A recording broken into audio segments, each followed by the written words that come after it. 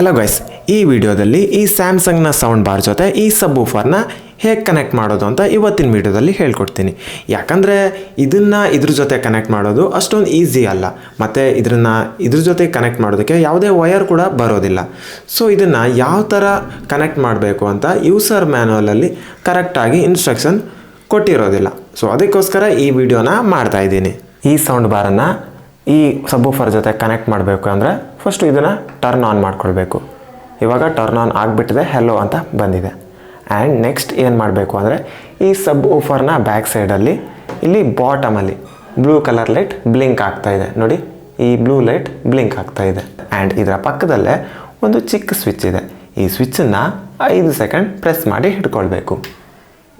ಈ ಥರ ಪ್ರೆಸ್ ಮಾಡಿದಾಗ ಇಲ್ಲಿ ಒಂದು ರೆಡ್ ಲೈಟ್ ಬರುತ್ತೆ ಆ್ಯಂಡ್ ಅದು ಆಫ್ ಆಗುತ್ತೆ. ಆಫ್ ಆದಮೇಲೆ ಇದು ಬ್ಲಿಂಕ್ ಆಗ್ತಾನೆ ಇರುತ್ತೆ. ಆವಾಗ ಏನು ಮಾಡಬೇಕು ಅಂದರೆ ಈ ರಿಮೋಟಿಂದ ಯಾವುದಾದ್ರೂ ಒಂದು ಬಟನ್ನ 5 ಸೆಕೆಂಡ್ ಪ್ರೆಸ್ ಮಾಡಬೇಕು.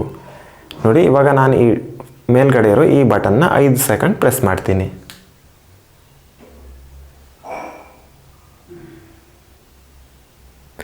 ಐದು ಸೆಕೆಂಡ್ ಪ್ರೆಸ್ ಮಾಡಿ ಆದಮೇಲೆ ID ಸೆಟ್ ಅಂತ ಬಂದುಬಿಟ್ಟಿದೆ. ಸೊ ಇಷ್ಟಾದರೆ ಇದು ಕ್ಲಿಯರ್ ಆಗುತ್ತೆ. ನೋಡಿ, ಇಲ್ಲಿ ಬ್ಲೂ ಲೈಟ್ ಬ್ಲಿಂಕ್ ಆಗ್ತಾ ಇದೆ. ಇವಾಗ ಇದು ಸ್ಟಿಲ್ ಆಗಿಬಿಟ್ಟಿದೆ. ಸೊ ಹಂಗಂದರೆ ಈ ಸೌಂಡ್ ಬಾರ್ ಈ ಸಬ್ ವೂಫರ್ ಜೊತೆ ಕನೆಕ್ಟ್ ಆಗಿಬಿಟ್ಟಿದೆ ಅಂತ. ಇವಾಗ ನಿಮ್ಗೆ ಗೊತ್ತಾಗಿರ್ಬೋದು ನೋಡಿ, ಎಷ್ಟು ಕಾಂಪ್ಲಿಕೇಟೆಡ್ ಅಲ್ವಾ, ಅಷ್ಟೊಂದು ಈಸಿ ಇಲ್ಲ. ಸೊ ಅದಕ್ಕೋಸ್ಕರನೇ ಇದನ್ನು ವಿಡಿಯೋ ಮಾಡಿ ಹಾಕಿರೋದು. ಈ ವಿಡಿಯೋ ಇನ್ಫಾರ್ಮೇಟಿವ್ ಅಂದರೆ ಈ ಚಾನಲ್ನ ಸಬ್ಸ್ಕ್ರೈಬ್ ಮಾಡಿ. ಮತ್ತು ನೆಕ್ಸ್ಟ್ ವಿಡಿಯೋದಲ್ಲಿ ಸಿಗೋಣ. ಬಾಯ್ ಬಾಯ್.